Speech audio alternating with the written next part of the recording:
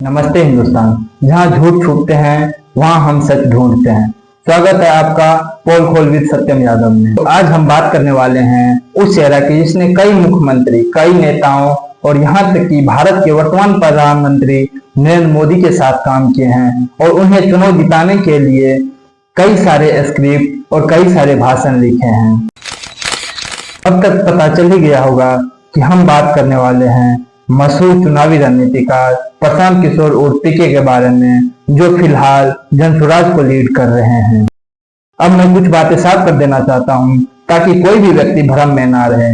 मैं यहाँ ना तो किसी व्यक्ति को हमेशा के लिए गलत बताने आया हूं और ना ही किसी व्यक्ति की तारीफ करने आया हूं। मैं बस यह दिखाना चाहता हूं कि कोई भी नेता कितना भी पढ़ा लिखा हो, कितना ही चर्चित क्यों ना हो, अगर उसके बातों और कामों में अंतर दिखता है तो उस पर सवाल उठाना हमारा हक और फर्ज दोनों बनता है। नाम प्रशांत किशोर, काम चुनाव जिताने के ठेकेदार, दावा बिहार बदलेंगे, हकीकत क्या है? युवाओं का ब्रेन वॉश करना, हर जगह अपने आप को बेहतर बताना और दूसरे नेता को गलत बताना, बिहार की जनता को भ्रम में डालना। जिस आदमी ने 2014 में अच्छे दिन की स्क्रिप्ट लिखी, 2015 में बिहारी बनाम बाहरी का नाटक रचाया, 2024 में जनसुराज बोलकर युवाओं का इस्तेमाल किया, वो अब खुद को बदलाव का मसीहा बता रहे हैं। भाई मैं ये कभी नहीं भूलूंगा कि ये वही आदमी हैं जो कंबल बांटते समय घमंड दिखाते हैं, महिला पत्रकार से तू तराक में बात करते हैं। ये वही आदमी है जो भीड़ इकट्ठा करके लौंडा डांस करवाते हैं, प्रोग्राम करवाते हैं, यहाँ तक कि कभी कभी तो भीड़ भी किराए के होते हैं। ये सब करने के बाद फिर शिक्षा की बातें करते हैं। एक तरफ लौंडा नाच, दूसरी तरफ शिक्षा की बातें। ये दोहरा चरित्र क्यों? 2014 में मोदी जी को जिताने का काम मिला पीके को। कहा गया मोदी जी की लहर है, पर हकीकत ये थी कि ये सब पीके की ब्रांडिंग और पीआर थी। पीआर मतलब पब्लिक रिलेशन, चाय पे चर्चा का आइडिया, 2 करोड़ नौकरी का सपना, अच्छे दिन की जाल, सब इसी आदमी की आइडिया था। और आप बताइए, मोदी जी का भाषण 14 में हमने लिखा है, मैं आपको कोट कर देता हूं। मोतिहारी में मैंने उस समय मोदी जी से कहलवाया। मोदी जी ने कहा कि इसी चीनी मिल से के बनी हुए चीनी से चाय पीऊंगा, तब बिहार लौटूंगा, तब वोट मांगने आऊंगा। 14 में कहा था। नहीं बना। अरे भैया, मोतिहारी चीनी मिल का जमीन एक एक टुकड़ा बांट दिया गया, बेच।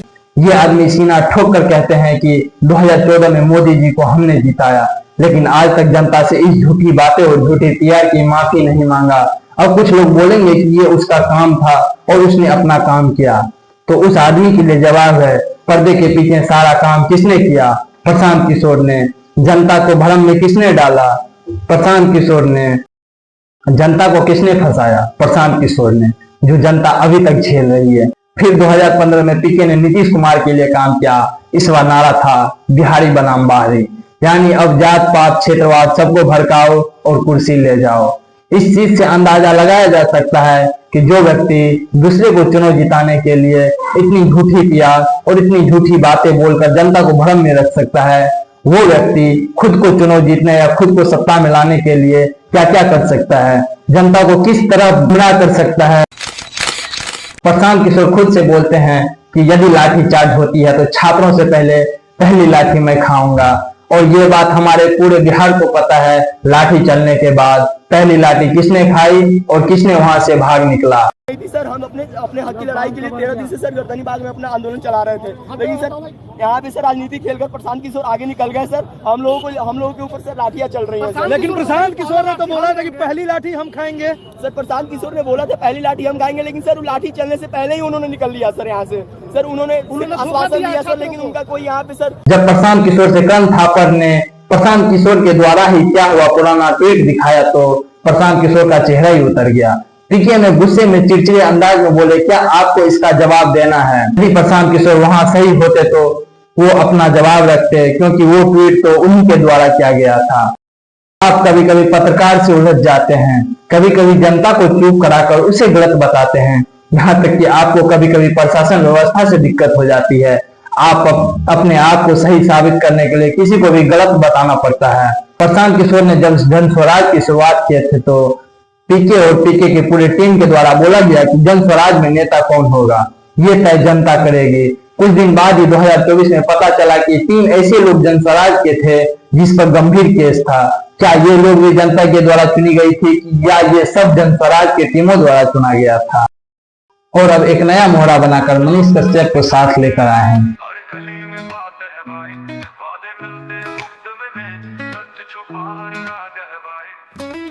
कुर्सी के लिए सब कुछ करें, सच झूठ में बदल पड़े, जनता को सपने दिखाएं, पीछे से दामन जलाएं। एक ने बोला काम करेंगे, दूसरे ने मंदिर बनवाए, तीसरा बोला नौकरी देगा और चौथा झूठ घुमाए। ये कुर्सी का खेल है भाई जिसमें सच का मेल नहीं है। जनता रोए नेता सोए और कहीं भी इंसाफ नहीं है।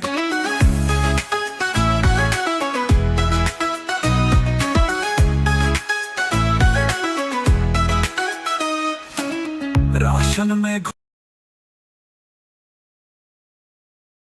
वही मनीष कश्यप जो कभी थोड़ी सी व्यूज और पीआर के लिए झूठे वीडियो से पूरे बिहार को बदनाम किया और जेल भी गया। जेल से बाहर आने के बाद मां के नाम पर सिंपैथी मांगता रहा और मांगा भी, जो अभी तक मांगता है। हाल में ही हमारे मनीष भैया की एक वीडियो वायरल हुई जिसमें एक लड़की ने उससे कुछ मदद मांगी। उस लड़की को मदद के नाम पे क्या मिला? मनीष कश्यप की डांट। अपने यहाँ का सांसद के नहीं पैर पकड़ रही है, मेरा पैर पकड़ रही है। उम्मीद है मनीष कश्यप से और विधायक को वोट दीजिएगा जात के नाम पे। नहीं सुनेंगे हम, बुरा माने या अच्छा माने। जाओ विधायक का पैर पकड़ो, सांसद का पैर पकड़ो। क्यों नहीं पकड़ रहे हो आप लोग? क्यों नहीं? विधायक को लेटर लिखा आपने? दिखाओ लेटर। नहीं लिखे हो। सांसद को लेटर लिखे हो? नहीं लिखे हो। डीएम को लेटर लिखा हो? नहीं लिखे हो। एसपी को लेटर लिखा हो? नहीं दिखाओ, दिखाओ। यहाँ पे समझा करो आप लोग। मैं 18 को केस करवाया हूँ, सरकार कब उठा के जेल में डालने का कोई गारंटी नहीं है। सहूलियत के लिए इसने बीजेपी ज्वाइन किया था। बीजेपी ज्वाइन करने से पहले वीडियो में मनीष कश्यप का कहना था कि बिहार में कोई भी काम नहीं हुआ है, बिहार में भ्रष्टाचार बहुत है, करप्शन बहुत होता है, जो अभी भी इसके यूट्यूब चैनल पर वीडियो पड़ा हुआ है। मनीष कश्यप जैसे ही बीजेपी ज्वाइन करते हैं उसी के अगले दिन शुभंकर मिश्रा के पॉडकास्ट में बैठकर बिहार में बीजेपी के द्वारा किए गए काम को गिनवाने लगते हैं। 2 रोज में ही भ्रष्टाचार, करप्शन सब खत्म हो गए थे। ये खुद के जुबान पर जब खड़ा नहीं हो पाता है तो ये जनता के लिए कैसे खड़ा रहेगा? और अपने नाम के आगे टाइटल लगाते हैं सन ऑफ बिहार। और अब जन स्वराज में नेता बनने चला है, शायद टिकट भी मिलने वाला है। क्या पिक्की को यही लोग बदलाव ला कर देंगे? पहले एक और मशहूर सिंगर रितेश पांडे ने जन स्वराज ज्वाइन किया है। रितेश पांडे का बिहार तक के न्यूज चैनल पर एक इंटरव्यू आया जिसमें उसने जाति पर बात किया। जाति पे बात कौन कर रहा है? वो व्यक्ति जो छंद व्यूज और छंद रुपया के लिए बहुत सारे जातिवाद गाना गाए हुए हैं, अभी भी यूट्यूब पर पड़ा हुआ है। जिस आदमी को राजनीति का रॉ और विकास का वो भी नहीं आता है, क्या यदि वो व्यक्ति चुनाव जीत जाते हैं तो जनता उनसे विकास करने की उम्मीद कर सकते हैं क्या? खास बात तो यह है कि जितनी जल्दी जन स्वराज से लोग जुड़ रहे हैं उतनी ही जल्दी से लोग जन स्वराज से लेफ्ट भी हो रहे हैं। इसके बहुत सारे कारण हो सकते हैं। आपसी समझौता, एक दूसरे पर प्रेशर डालना, अपने अपने क्षेत्र से टिकट हासिल करना, या इनसे भी कुछ हटकर रीजन हो सकता है। जो व्यक्ति जन स्वराज से लेफ्ट हुए हैं, आप उसकी इंटरव्यू लेफ्ट होने के बाद देख सकते हैं कि कारण क्या था। मैं यदि इस पे ज्यादा चर्चा करूंगा तो वीडियो बहुत लंबी हो जाएगी। जहां लड़कियों को स्क्रिप्ट पढ़ा के वीडियो बनते हैं, जहां भीड़ बुलाए जाते हैं, जहां भीड़ बुलाने के लिए बसें बुक की जाती है, वहां आंदोलन नहीं इवेंट होता है। कोई पता नहीं है, ऐसे आके बैठ गई है। हम लोग को बस यही बोला गया है कि फ्री का खाना खाना है, ये बस आ गया है। हाँ, और कुछ नहीं। खाने के लिए बुलाया एकदम स्पेशली। हाँ, युवा समाज आप लोगों को कोई लेना देना नहीं। ये है कि आप लोग को ये भी नहीं पता है। ये भी नहीं पता कि युवा समाज क्या जन स्वराज का। हाँ, नहीं पता है, कुछ भी नहीं। प्रशांत किशोर जी को जानते हैं आप? हाँ, कुछ नहीं जानते हैं। युवा समाज आप लोग किस लिए आए हैं? सर लेकर आए थे तो आ गए। अरे पता ही नहीं क्या था कि युवा संवाद क्या है, कुछ नहीं। देखिए जन स्वराज का युवा संवाद, और देखिए पूरा बापू सभागार भर चुकी है युवाओं से, जो बिहार में बहुत पहले से ही चल रही है और आप भी वही कर रहे हैं। ऐसे में आदमी किस तरह भरोसा करेगी कि जन स्वराज पार्टी या प्रशांत किशोर दूसरे नेता से अलग है? पीके ने बहुत सारे इंटरव्यू दिए हैं जिसमें पीके ने खुद बोला है कि हमारे यहाँ से बहुत सारे लोग रोजगार करने के लिए अलग अलग स्टेट जाते हैं और इस पलायन को रोकने के लिए हमें 4 केजी राशन नहीं, हमें फैक्ट्री चाहिए, जो बिल्कुल सही बात है। लेकिन एक बार फिर एएनआई के चैनल एएनआई पॉडकास्ट पर एक पॉडकास्ट देते हैं और बोलते हैं कि पलायन रोकने के लिए फैक्ट्री नहीं चाहिए। ये बात सबको पता है कि पलायन रोकने के लिए सर फैक्ट्री चाहिए। आप बोल रहे हैं हम शिक्षा देंगे, लेकिन शिक्षा के साथ साथ जो आदमी शिक्षा प्राप्त नहीं करेगा या कोई काम करना चाहेगा, कोई रोजगार करना चाहेगा, तो पलायन फैक्ट्री के कारण ही रुकेगी। आप एएनआई के एएनआई पॉडकास्ट पर चेकआउट कर सकते हैं। एक और बात जो प्रशांत किशोर हर मंच पर बार बार दोहराते हैं, तेजस्वी यादव नम्मी पास नहीं है, वो 9th फेल है। तेजस्वी यादव चाहे सिर्फ आलोचना है या राजनीतिक पकड़, अगर तेजस्वी यादव 9th फेल है तो देश के कई सीएम और नेता जो IIT, IIM, NIT ग्रेजुएट हैं, उन्होंने देश का क्या हाल किया है। इस चीज में अरविंद केजरीवाल को कैसे भूल सकते हैं। सवाल ये नहीं है कि कौन कितना पढ़ा है, सवाल ये है कि उसने काम कितना किया है। तेजस्वी यादव ने 18 महीना सत्ता में रहकर बहुत सारे काम भी तो किए हैं। अगर पीके डिग्री देखकर नेता चुनना चाहते हैं तो फिर उन्हें बता दे कई IAS, डॉक्टर, इंजीनियर भी भ्रष्टाचार में डूब चुके हैं। देश चलाने के लिए डिग्री नहीं, नियत चाहिए। मैं तेजस्वी यादव जी की तारीफ नहीं कर रहा, ना ही पीके की हर बात को गलत कह रहा हूँ, लेकिन जब तक तर्क की जगह ताना और झूठी हंसी हो तो वहां सवाल करना जरूरी होता है। कोई भी नेता हमेशा उस व्यक्ति की आलोचना करता है जो सत्ता में रहते हैं। जैसे अभी नीतीश कुमार के ऊपर अधिक आलोचना होनी चाहिए, लेकिन हमारे प्रशांत किशोर जी उल्टा करते हैं, सत्ता में रहने वाले नेता से कम और विपक्षी नेता की अधिक आलोचना करते हैं। ये कहां तक सही है? ये तो बस वोट काटने का तरीका है। मैं ये दावे के साथ बोल सकता हूं कि ये एक नया तरीका है जनता को भ्रम में डालने का। ये इस बार बस वोट काटने के लिए चुनाव लड़ रहे हैं। 10 साल बाद उसके साथ ये गठबंधन करेंगे, और ये किसके साथ गठबंधन करेंगे ये बात पूरे बिहार को पता है। स्वराज की बहुत सारी गाड़ी हर एक शहर में चलती है, हर एक जगह पद यात्रा कर रहे हैं, चुनाव लड़ने के लिए पैसा पार्टी दे रही है।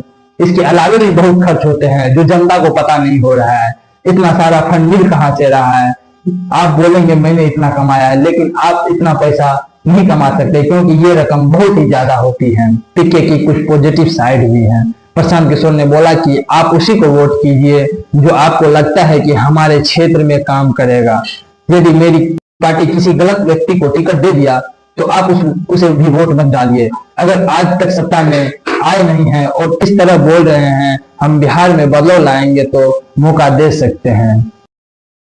इसके अलावे भी पीके की बहुत सारी पॉजिटिव साइड है। मुझे पीके से नफरत नहीं है, ना ही मैं किसी पार्टी का विरोध करता हूं। मैं सिर्फ आपको दिखा रहा हूं वो हिस्सा जो कैमरे कभी नहीं दिखाता। पीके एक कुशल रणनीतिकार रहे हैं। उन्होंने देश की राजनीति को कई नए तरीके दिए हैं, लेकिन जब वही व्यक्ति जनता को अपने सपनों में उलझाकर असल मुद्दों में भटका दे तो वहां बात करनी पड़ती है। इस वीडियो का मकसद किसी को नीचा दिखाना नहीं बल्कि लोकतंत्र को ऊंचा उठाना है, क्योंकि जब जनता जागरूक होती है तभी राजनीति साफ होती है। अब फैसला आपका है। और कमेंट में जरूर बताएं कि अगला वीडियो किस पे होना चाहिए और क्या पीके बिहार में बदलाव लाएंगे।